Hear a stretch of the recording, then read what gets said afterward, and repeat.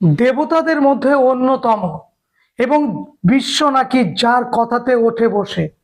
এই বিশ্ব সমস্ত প্লয় যিনি পুরোধা, রেগে যদি যান, প্লয় নাচন নেচে সমস্ত কিছু যিনি ধ্বংস করে দিতে পারেন, তিনি আর কেউ নন, শিব। শিবকে আমরা বিভিন্ন সময় বিভিন্ন আঙ্গিকে বিভিন্ন রূপে দেখি। বিভিন্ন সময়কালে তাকে নিয়ে পুজো অর্চনার আমাদের কোনো অন্ত নেই। বাঙালি 12 মাসে 13 পার্বণ। সেই 13 পার্বণের এই বাঙালির হৃদয়ে শুধু নয়, সমগ্র ভারতবর্ষে, কি উত্তর ভারত কি দক্ষিণ ভারত, সমস্ত ভারতবর্ষ জুড়ে যার আধিপত্য, বৈদিক সাহিত্য থেকে শুরু করে হরপ্পা যুগ থেকে শুরু করে আজও যার উপস্থিতি আমরা পাই মানুষের মনের মধ্যে, হৃদয়ের মধ্যে, তিনি আর কেউ নন, তিনি হচ্ছেন শিব। আমরা আজকের ভিডিওতে জেনে নেব শৈব ধর্ম ছোট্ট একটি সংক্ষিপ্ত সার। জানার চেষ্টা করব এই ধর্ম সম্পর্কে, জানার চেষ্টা করব এই শৈব ধর্মের প্রসার সম্পর্কে, জানার চেষ্টা করব এই শৈব ধর্মের বিভিন্ন সম্প্রদায় সম্পর্কে। কেমন, শুরু করি। প্রাচীন ভারতে ভক্তিবাদের অন্যতম ধারাবাহিকতা যে ধর্মের আমরা দেখতে পাই তার নাম শৈব ধর্ম। ভক্তিবাদের পরম আরাধ্য দেবতা ছিলেন শিব, এবং শিব, শৈব কথার অর্থ হচ্ছে শুভ, মঙ্গলময়, কল্যাণময়। শৈব কথার অর্থ এই তিনটে আমরা পাই আঙ্গিকের মধ্য দিয়ে। শিবের আদি নাম দেখো তিনটে পেয়েছি, রুদ্র পেয়েছি, মহাদেব পেয়েছি, পশুপতি পেয়েছি। হরপ্পা সভ্যতায় আমরা পশুপতির উপস্থিতি পাই। হরপ্পা সভ্যতা ভাবো সেই সময়কালে, সুতরাং তার অস্তিত্ব আমরা সেই সময়কাল থেকে বইয়ের পৃষ্ঠাতে পেয়ে আসছি। নেক্সট, শিব হলেন কে?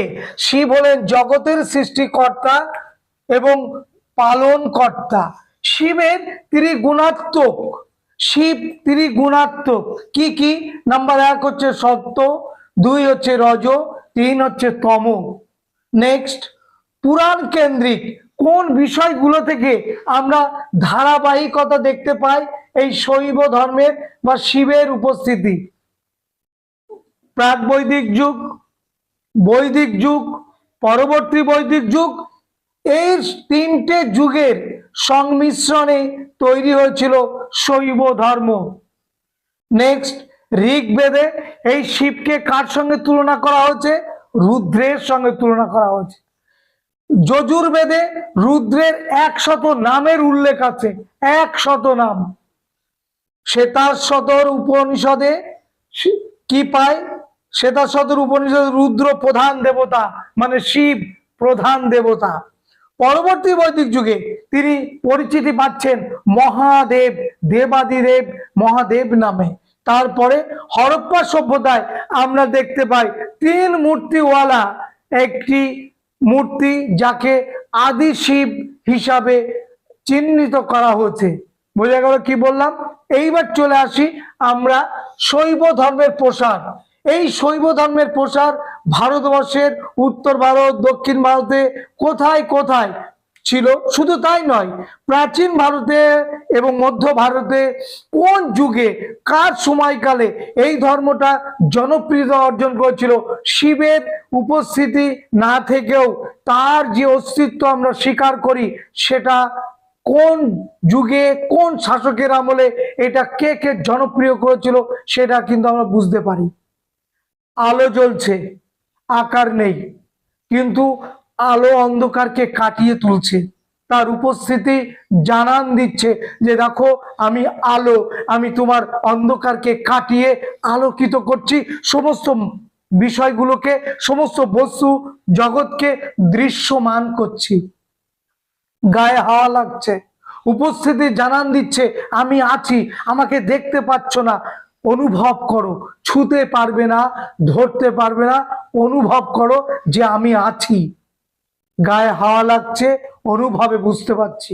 ঠিক তেমনি ঈশ্বর কি এবং তিনি তার আকৃতি কেমন, আমরা কিন্তু আজও এই বিতর্কের মধ্যে আছি। কিন্তু সবশেষে আমরা যেটা ভেবে নিই, রামকৃষ্ণ দেবের কথাতে যেটা ভাবি, সেটা হচ্ছে যত মত তত পদ। যে নামেই ডাকি না কেন, তিনি এক এবং অদ্বিতীয়। যাই হোক, এই ধর্মের প্রসার মৌর্য যুগের রাজারা এবং মৌর্য যুগের পরবর্তীকালে শুঙ্গ বংশ, তোমরা জানো যে মৌর্য বংশের শেষ শাসক বীরোদ্বতকে হত্যা করেছিলেন তারই প্রধান সেনাপতি পুষ্যমিত্র শুঙ্গ। সেই পুষ্যমিত্র শুঙ্গ বা ওই শুঙ্গ রাজাদের সময়কালে আমরা পাণিনি, পতঞ্জলি এদের লেখা ও মেগাসিনিসের রচনা থেকে জানতে পারি এই শৈব ধর্মের প্রসারের কথা। শুধু কথার কথা না, তার প্রমাণ দিতে হবে যে এই ধর্মটা ওই সময়কালে ছিল এবং ওই সময়কালে তার প্রসার লাভ করেছিল। প্রত্যেকটার কিন্তু তোমার সঠিক তথ্য দিয়ে আসতে হবে, তবেই কিন্তু উত্তরটা সঠিক হবে। শিবের মূর্তি বা ষাঁড়ের প্রকৃতি, এটা আমরা কোথায় উপস্থিতি, তার উপস্থিতি লক্ষ্য করতে পারি কুষাণ যুগে। তাদের যে মুদ্রা, সে মুদ্রাতেই শিবের মূর্তি বা ষাঁড়ের প্রকৃতি বা আকৃতি আমরা দেখতে পাই। নেক্সট, মথুরা স্তম্ভ লেখতে দুটি শিব মূর্তি প্রতিষ্ঠার কথা জানা যায়। কার সময়? দ্বিতীয় চন্দ্রগুপ্তের আমলে। দ্বিতীয় চন্দ্রগুপ্ত, গুপ্ত শাসক দ্বিতীয় চন্দ্রগুপ্ত, তার আমলে। শৈব সাধনার উল্লেখ আছে দক্ষিণ ভারতের সঙ্গম সাহিত্যে। এই সঙ্গম সাহিত্যেও কিন্তু শৈব সাধনার উল্লেখ আছে, যে সাহিত্য দক্ষিণ ভারতের কাছে আজও অমূল্য সম্পদ। তামিল অঞ্চলে শিব পূজার উল্লেখ আছে। আমরা কোথা থেকে জানতে পারি? শিল্পাদিকরম ও মণিমেকলাইয়ের সাহিত্যে উল্লেখ আছে। মণিমেকলাই এবং শিল্পাদিকরম এদের সাহিত্যে উল্লেখ রয়েছে। সুতরাং যেটার উল্লেখ আছে, যার প্রমাণ আছে, সেটাকে আমাদের ইতিহাসের ভাষায় মেনে নিতেই হবে এবং সেটাকে মান্যতা দান করতে হবে। এবার চলে এসো বিভিন্ন শৈব সম্প্রদায় বা তার ধারাসমূহ কি কি। নাম্বার 1, পাশুপত ধর্ম সম্প্রদায় কোথায় ছিল? মহাভারতের যুগে এই সম্প্রদায় ছিল। নায়নার সম্প্রদায় কোথায় ছিল? দক্ষিণ ভারতে, তামিলনাড়ু, এই যে অঞ্চলগুলো আছে সেখানে। এখানে 63 জন নায়নার ছিলেন। নায়নার মানে কি? শিবের অনুরাগী কুকুর। এদেরকে নায়নার কথার অর্থ হচ্ছে ওটাই। এই নায়নার ছিল 63 জন এবং তার মধ্যে সর্বশ্রেষ্ঠ ছিল তিরুমুলোর, সর্বশ্রেষ্ঠ। এবং তিনি এত জনপ্রিয় ছিলেন এই তিরুমুলোর, যে তাকে কেন্দ্র করে পরবর্তীকালে আমরা দেখব যে এইখানে আগমন্ত শৈব ধর্ম এইটা কিন্তু গড়ে উঠবে। এইবার দেখো শৈব সিদ্ধান্ত বা তামিল শৈব ধর্ম, এই একটা সম্প্রদায় কোথায় কারা গড়ে তুলেছিল? মেকণ্ডদেব, অরুনন্দী, উমাপতি ও মরয় জ্ঞান সম্বন্ধ, এই 4 জন এই ধর্মের প্রবর্তক। শৈব সিদ্ধান্ত বা তামিল শৈব ধর্ম 4 জন, এই 4 জন যার নাম করলাম অরুনন্দী, উমাপতি ও মরয় জ্ঞান সম্বন্ধ এবং মেকণ্ডদেব। নেক্সট, আগমন্ত শৈব ধর্ম, এটা খ্রিস্ট একাদশ ও দ্বাদশ শতকে এই ধর্মের উৎপত্তি হয়েছিল। পৃষ্ঠপোষক কারা ছিল? দক্ষিণ ভারতের চোল রাজাদের নাম শুনেছ, রাজেন্দ্র চোল নাম শুনেছ। তো এই চোল রাজাগণ কিন্তু এই ধর্মের পৃষ্ঠপোষক ছিলেন। এই ধর্মটাকে জনপ্রিয় করার জন্য তারা পেছন দিক থেকে সাহায্য করেছিল। নেক্সট, বীরশৈব বা লিঙ্গায়েত সম্প্রদায় কোথায়? এটাও দক্ষিণ ভারতে, কর্ণাটকের উৎপত্তি হয়। শ্রীবাসব তিনি ছিলেন শ্রেষ্ঠ এবং তার 2 আত্মীয় চন্নবাসব এবং চন্নবাসবের নেতৃত্বে এটা কিন্তু গড়ে ওঠে। এরপর দেখো কাশ্মীরে শৈববাদ সম্প্রদায় গড়ে ওঠে। কাশ্মীরে কে ছিলেন এর প্রবক্তা? বসুগুপ্ত।